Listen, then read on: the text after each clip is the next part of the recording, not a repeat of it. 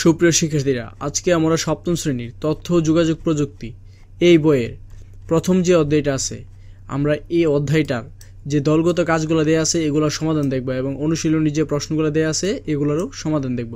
তো চলো আমরা এখন এগুলা দেখে নিই। তো আমাদের প্রথম অধ্যায়টার নাম কি? প্রাত্যহিক জীবনে তথ্য ও যোগাযোগ প্রযুক্তি, মানে আমাদের প্রতিদিনের জীবনে তথ্য যোগাযোগ প্রযুক্তির ব্যবহার সম্পর্কে এই অধ্যায়টা। তো দেখো, আমরা এই অধ্যায়টা শেষে আমরা কি কি শিখব। ব্যক্তি জীবনে তথ্য ও যোগাযোগ প্রযুক্তির ব্যবহার ব্যাখ্যা করতে পারবো। কর্মক্ষেত্রে তথ্য ও যোগাযোগ প্রযুক্তি ব্যবহারের ক্ষেত্র চিহ্নিত করতে পারবো। কর্মক্ষেত্রে তথ্য ও যোগাযোগ প্রযুক্তি ব্যবহারের গুরুত্ব বিশ্লেষণ করতে পারবো। সমাজ জীবনে তথ্য ও যোগাযোগ প্রযুক্তির প্রভাব মূল্যায়ন করতে পারবো। তো আমরা এই অধ্যায় শেষে এগুলা শিখতে পারবো বা জানতে পারবো। দেখো, পার্ট 1 পৃষ্ঠা 2, ব্যক্তি জীবনে তথ্য যোগাযোগ প্রযুক্তি, মানে আমাদের ব্যক্তিগত জীবনে তথ্য যোগাযোগ প্রযুক্তির ভূমিকা বা এটার অবদান নিয়ে এই যে পার্ট 1 এটার মধ্যে আলোচনা করা হবে। তো এই রিডিংগুলো তোমরা অবশ্যই ভালোভাবে পড়ে নিবে। আমি যদি এগুলো পড়তে যাই তাহলে ক্লাসটা অনেক লম্বা হয়ে যাবে। তো আমি তোমাদের জাস্ট যে কাজগুলো দেওয়া আছে এগুলোর সমাধান দিয়ে দিই। আচ্ছা, এখানে দেখো একটা দলগত কাজ দেওয়া আছে পৃষ্ঠা 3-এ। মনে করো তুমি ঠিক করেছো কোনো ধরনের তথ্য যোগাযোগ প্রযুক্তি ব্যবহার না করে তোমার দিন কাটাবে। সারা দিনে কোন কাজগুলো তুমি করতে পারবে না তার একটা তালিকা তৈরি করো। আর দেখো এখানে দেয়া আছে নতুন শিখলাম, মানে এই যে পার্ট 1 এটা থেকে আমরা কি কি শিখলাম নতুন। Desktop, laptop, notebook, smartphone, GPS, Bangabandhu satellite 1 এগুলো সম্পর্কে তোমরা এই পার্ট 1টা পড়লে জানতে পারবে। তাছাড়া এটা সম্পর্কে আরও বিস্তারিত জানতে চাইলে তোমরা গুগল করে এগুলো সম্পর্কে জেনে নিতে পারো। তো আমরা এখন এটা অ্যান্সারটা দেখে নিই। আচ্ছা দেখো, আমাদের পৃষ্ঠা 3-এর দলগত কাজটা, মানে সারাদিনে যে কাজগুলো করা যাবে না তার তালিকা নিম্নে তৈরি করা হলো। আমরা যোগাযোগ করা যাবে না, ইন্টারনেট ব্যবহার করা যাবে না, ব্যাংকিং কার্যক্রম, তারপরে কাজের সফটওয়্যার ব্যবহার, পরিবহন সেবা, বিনোদন, শিক্ষা, ক্রয় বিক্রয়, নাগরিক সেবা, তথ্য সংরক্ষণ, আমরা এই কাজগুলো করতে পারবো না। তো এগুলোর বর্ণনা দেয়া আছে, তোমরা এগুলো নোট করে রাখো বা একটা স্ক্রিনশট দিয়ে রাখতে পারো। দেখো, যোগাযোগ করা, মোবাইল ফোন বা ইমেল বা সোশ্যাল মিডিয়ার মাধ্যমে যোগাযোগ করা সম্ভব হবে না। গুগল সার্চ, অনলাইনে পড়াশোনা, ভিডিও দেখা বা যে কোনো ধরনের তথ্য খোঁজা সম্ভব হবে না। তারপর দেখো, অনলাইন ব্যাংকিং, মোবাইল ব্যাংকিং বা এটিএম থেকে টাকা তোলা সম্ভব হবে না। অফিসের কাজ যেমন ওয়ার্ড প্রসেসিং, স্প্রেডশিট বা প্রেজেন্টেশন তৈরি করা সম্ভব হবে না।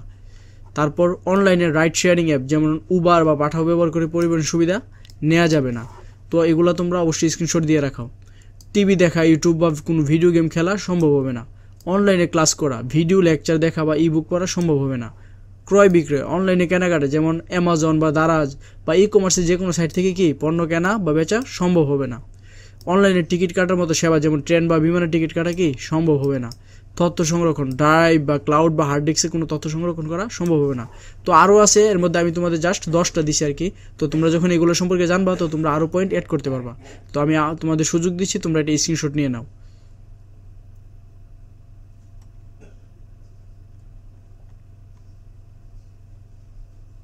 আচ্ছা, আমরা তারপর দেখব পার্ট 2 ব্যক্তিগত জীবনে তথ্য যোগাযোগ প্রযুক্তি, মানে আমাদের ব্যক্তিগত জীবনে তথ্য যোগাযোগ প্রযুক্তির যে অবদান বা ভূমিকা আছে এটা নিয়ে পার্ট 2 আলোচনা করা হয়েছে। তো রিডিংগুলো তোমরা ভালোভাবে পড়ে নিবে, ঠিক আছে? আমি তোমাদের যার সমাধানটা দিয়ে দিচ্ছি। দেখো, এখানে একটা দলগত কাজ দেওয়া আছে, এখানে উল্লেখ করা হয়নি কিন্তু তথ্য যোগাযোগ প্রযুক্তি ব্যবহার করে আর কি কি কাজ করা সম্ভব তার একটি তালিকা তৈরি করো। মানে এই যে পার্ট 2, এই পার্ট 2 এর মধ্যে উল্লেখ করা হয়নি কিন্তু তথ্য ও যোগাযোগ প্রযুক্তি ব্যবহার করে আমরা আর কি কি কাজ করা সম্ভব যা এই পার্টে উল্লেখ করা হয়নি তার একটা তালিকা তৈরি করার জন্য বলছে। তো অবশ্যই আমরা এর অ্যান্সারটা দেখে নিই। তো তোমরা যখন পার্ট 2টা ভালোভাবে পড়বে তখন এই নতুন যে শব্দগুলো এগুলো শিখতে পারবে। ইবুক রিডার, উইকিপিডিয়া, ডাউনলোড, ই চিকিৎসা কেন্দ্র, নিউট্রিনো। তো এই নতুন শব্দগুলো কি তোমরা শিখতে পারবে। তো আমরা এখন এর অ্যান্সারটা দেখে নিই। তো আমাদের অ্যান্সারটা কী ছিল? পৃষ্ঠা 5-এর দলগত কাজের সমাধানটা আমরা এখন দেখব। এখানে উল্লেখ করা হয়নি কিন্তু তথ্য ও যোগাযোগ প্রযুক্তি ব্যবহার করে আর কি কি কাজ করা সম্ভব নিম্নে তার একটি তালিকা তৈরি করা হলো। দূরবর্তী চিকিৎসা সেবা, চিকিৎসকের সাথে ভিডিও কলে পরামর্শ নেওয়া। পরিবহন সেবা ব্যবস্থাপনা, রাইড শেয়ারিং অ্যাপ ব্যবহার করা। তারপর নাগরিক সেবা, অনলাইনে পাসপোর্ট বা পরিচয়পত্রের জন্য আবেদন করা। ব্যবসায়িক কার্যক্রম পরিচালনা, পণ্য বা সেবা বিক্রয়ের জন্য ই কমার্স প্ল্যাটফর্ম ব্যবহার করা। তারপরে দেখো 5 নম্বর ডকুমেন্ট সংরক্ষণ, ক্লাউড স্টোরেজে প্রয়োজনীয় ফাইল সংরক্ষণ করা। ফ্রিল্যান্সিং করার মাধ্যমে অনলাইন থেকে টাকা উপার্জন করা যায়। অনলাইন প্রশিক্ষণ, বিভিন্ন স্কিল শিখতে প্রশিক্ষণ নেওয়া। তোমরা জাস্ট এই পয়েন্টগুলো দিলেই চলবে কিন্তু আমি তোমাদের এগুলো সম্পর্কে হালকা ধারণা, মানে এক্সট্রা ইনফরমেশনগুলো দিচ্ছি।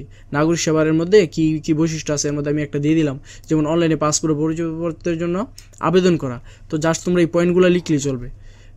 অনলাইনে রিসার্চ, ডিজিটাল বিজ্ঞাপন তৈরি, মোবাইল রিচার্জ এবং বিল পেমেন্ট, তারপর কৃত্রিম বুদ্ধিমত্তা ব্যবহার, মহাকাশ পর্যবেক্ষণ, মহাকাশে 3D প্রিন্টিং।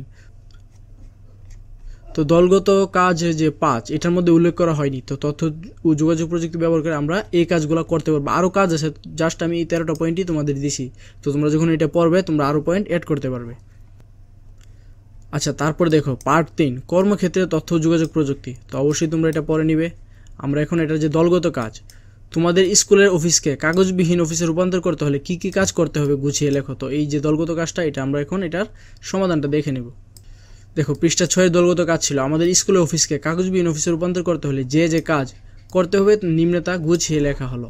দেখো ডিজিটাল ডকুমেন্ট সংরক্ষণ। তো ডিজিটাল পদ্ধতিতে যদি আমরা ডকুমেন্ট সংরক্ষণ করি তাহলে কি আমরা কাগজের ব্যবহার করতে হবে না, ঠিক আছে। তো এখানে পয়েন্টগুলো দেওয়া আছে, এইগুলো এক্সট্রা ইনফরমেশন, তোমরা চাইলে এগুলো দিতে পারো, এগুলো দিলে ভালো, তোমরা না দিলে সমস্যা নেই, জাস্ট তোমরা এই পয়েন্টগুলো দিলেও চলবে। তো এইগুলো অবশ্যই তোমরা স্ক্রিনশট দিয়ে রাখো। যেমন দেখো 2 নাম্বার ডিজিটাল যোগাযোগ ব্যবস্থা চালু করা, অনলাইনে ডেটাবেস তৈরি করা। তো অনলাইন ডেটাবেস তৈরি করলে কিন্তু কাগজের সংরক্ষণ করতে হবে না। ই গভর্নেন্স প্ল্যাটফর্ম চালু করা, অনলাইন পেমেন্ট ব্যবস্থা, ই শিক্ষা ব্যবস্থার সংযুক্তি। তারপর দেখো প্রতিবেদন এবং রেকর্ড তৈরিতে সফটওয়্যার ব্যবহার, ডিজিটাল প্রশিক্ষণ দেওয়া, প্রিন্টিংয়ের বিকল্প খুঁজে বের করা। তো এই কাজগুলো করলে কি আমাদের স্কুলের অফিসকে কাগজবিহীন অফিসে রূপান্তর করা যাবে, ঠিক আছে। তো এটা তোমরা স্ক্রিনশট দিয়ে রাখো, ঠিক আছে। ভিডিওটা পজ করে তোমরা প্রয়োজনীয় স্ক্রিনশট দিয়ে রাখতে পারো। তারপর দেখো এইটারই এই যে দলগত পার্ট 3 এইটারই আরেকটা দলগত কাজ দেয়া আছে, এটা হলো পৃষ্ঠা নং 7 দলগত কাজ। তোমাদের ক্লাসে 2টি দল তৈরি করে ইলেকট্রনিক ভোটিং মেশিন ব্যবহার করলে কি সুবিধা এবং অসুবিধা সেটি নিয়ে একটি বিতর্কের আয়োজন করো। তো আমরা এইটা থেকে নতুন শিখলাম টুনার ইলেকট্রনিক ভোটিং মেশিন, ঠিক আছে। তো এটার অ্যান্সারটা আমরা দেখে নিই। এটা হলো পৃষ্ঠা 7 দলগত কাজের সমাধান। আমাদের কি বলছিল, ইলেকট্রনিক ভোটিং মেশিন বা ইভিএম এর সুবিধা অসুবিধা নিয়ে একটা কি করা, বিতর্কের আয়োজন করা। তো আমাদের বিতর্কের বিষয় হলো ইলেকট্রনিক ভোটিং মেশিন, ইভিএম এর ব্যবহার, সুবিধা নাকি অসুবিধা। বিতর্কের অংশগ্রহণকারী দলসমূহ একজনের একটা থাকবে পক্ষ দল, আরেকটা থাকবে বিপক্ষ দল, মানে এক দল থাকবে ইভিএম এর পক্ষে এবং আরেক দল থাকবে ইভিএম এর বিপক্ষে। তো পক্ষে যারা তারা কি কি যুক্তি দিবে দেখো, সময় সাশ্রয়ী, খরচ কমানো, সঠিক ফলাফল, পরিবেশ বান্ধব, স্বচ্ছতা, নিরাপত্তা। তোমরা কিন্তু এটি স্ক্রিনশট দিয়ে রাখতে পারো। তারপর দেখো বিপক্ষে যারা তারা কি যুক্তি দেবে, মানে ইভিএম ব্যবহারের অসুবিধাগুলো তারা বলবে। প্রযুক্তিগত ত্রুটি, সাইবার নিরাপত্তা ঝুঁকি, প্রশিক্ষণের অভাব, বিশ্বাসযোগ্যতার অভাব, বিদ্যুৎ নির্ভরতা এবং উন্নত প্রযুক্তির অভাব। তো তারা কি এখানে 2টা দল, একটা দল দিবে পক্ষে আরেকটা দল বিপক্ষে যুক্তি দিবে। তো তোমরা অবশ্যই এটা স্ক্রিনশট দিয়ে রাখো। তারপর দেখো পার্ট 4 কর্মক্ষেত্রে তথ্য ও যোগাযোগ প্রযুক্তি। তো আমরা এখন এইটার যে দলগত কাজটা দেয়া আছে আমরা এইটার সমাধানটা দেখব। দলগত কাজ, তোমাদের স্কুলে একটি ভার্চুয়াল ক্লাসরুম তৈরি করতে হলে কি কি করতে হবে সেটি লেখো। মানে তোমাদের স্কুলে যদি তোমরা একটা ভার্চুয়াল ক্লাসরুম তৈরি করতে চাও তাহলে কি কিও করতে হবে সেটা লেখার জন্য বলছে। এগুলো কিন্তু সব দলগত কাজ। তো আমরা এই দলগত কাজের অ্যান্সারটা দেখে নিব। আর এখানে যে এই যে রিডিংগুলো দেওয়া আছে এগুলো কিন্তু তোমাদের অবশ্যই ভালোভাবে পড়তে হবে। আমি যদি পড়তে চাই তাহলে কিন্তু অনেক সময় লেগে যাবে। তো অবশ্যই তোমরা এগুলো লাইন বাই লাইন পড়ে নিবে, তাহলে তোমাদের জন্য অ্যান্সার করতে সহজ হবে। তাছাড়া আমি তো অ্যান্সারটা দিয়ে দিচ্ছি, আমার অ্যান্সারটা পড়লে এবং তোমরা যদি রিডিংগুলো পড়ো তাহলে কিন্তু তোমাদের জন্য অনেক সহজ হয়ে যাবে। তো এটা থেকে নতুন কী শেখা হলো, ভার্চুয়াল অফিস, কল সেন্টার, কাগজবিহীন অফিস। তো আমরা এখন এর অ্যান্সারটা দেখে নিই। পৃষ্ঠা 9 দলগত কাজের সমাধান। আমাদের স্কুলে একটি ভার্চুয়াল ক্লাসরুম তৈরি করতে যা যা করতে হবে তা নিচে দেওয়া হলো। প্রথমে আমাদের পরিকল্পনা করতে হবে, তারপর কি করতে হবে, প্রস্তুতি নিতে হবে, তারপর তা পরিচালনা করতে হবে এবং তার রক্ষণাবেক্ষণ করতে হবে। তারপর দেখো অতিরিক্ত কিছু কাজও আছে আমাদের, এগুলোও করতে হবে। তো এগুলোর কিন্তু পয়েন্ট দেওয়া আছে অনেকগুলো। তো তোমরা পরিকল্পনার মধ্যে কী কী আছে, লক্ষ্য নির্ধারণ, প্ল্যাটফর্ম নির্বাচন, প্রয়োজনীয় সরঞ্জাম, শিক্ষক ও শিক্ষার্থীদের প্রশিক্ষণ। তো এগুলো তোমরা স্ক্রিনশট দিয়ে রাখো। তোমরা যখন ওই রিডিংগুলো ভালোভাবে পড়বা, ওই পাঠের রিডিংগুলো ভালোভাবে পড়বা, তারপর যখন আমার অ্যান্সারগুলো তোমরা পড়বা তাহলে কিন্তু তোমাদের জন্য অনেক সহজ হয়ে যাবে। তো এগুলো তোমরা স্ক্রিনশট দিয়ে রাখো। তারপর দেখো প্রস্তুতির মধ্যে কি, সফটওয়্যার ইনস্টল, তারপরে ক্লাসরুম তৈরি, কন্টেন্ট তৈরি, সময়সূচি নির্ধারণ, পরিচালনায় কী দেওয়া আছে, ক্লাস পরিচালনা, কন্টেন্ট উপস্থাপন, শিক্ষার্থীদের মূল্যায়ন, ফিডব্যাক প্রদান। তারপর কী দেওয়া আছে, টেকনিক্যাল সহায়তা, কন্টেন্ট আপডেট, শিক্ষার্থীদের সহায়তা, সুরক্ষা নিশ্চিতকরণ। তারপর অতিরিক্ত কিছু কাজ যেমন ভার্চুয়াল লাইব্রেরি তৈরি, আলোচনা ফোরাম তৈরি, অভিভাবকদের যুক্তকরণ, বিশেষ চাহিদা সম্পন্ন শিক্ষার্থীদের জন্য সহায়তা। তো তোমরা এগুলো স্ক্রিনশট দিয়ে রাখো। আর অবশ্যই তোমাদের কী করতে হবে, ওই যে রিডিংগুলো দেওয়া আছে পাঠের, ওইগুলো কিন্তু ভালোভাবে পড়তে হবে। তারপর যদি তোমরা এই দলগত কাজের যে সমাধানটা আমি দিছি তারপর যদি তুমি এটা পড়ো তাহলে কিন্তু তোমার জন্য একদম ইজি হয়ে যাবে। তো অবশ্যই স্ক্রিনশট দিয়ে রাখো। ভিডিওটা পজ করে তোমরা এইগুলো স্ক্রিনশট দিয়ে রাখতে পারো। তো আজকের ক্লাসটা এই পর্যন্তই, এই যে দলগত কাজটা এটা পর্যন্তই। পরবর্তী ক্লাসে আমরা পার্ট 5 কর্মক্ষেত্রে তথ্য যোগাযোগ প্রযুক্তি, এইটা যে দলগত কাজ আছে এই জায়গা থেকে আমরা শুরু করব। ধন্যবাদ সবাই।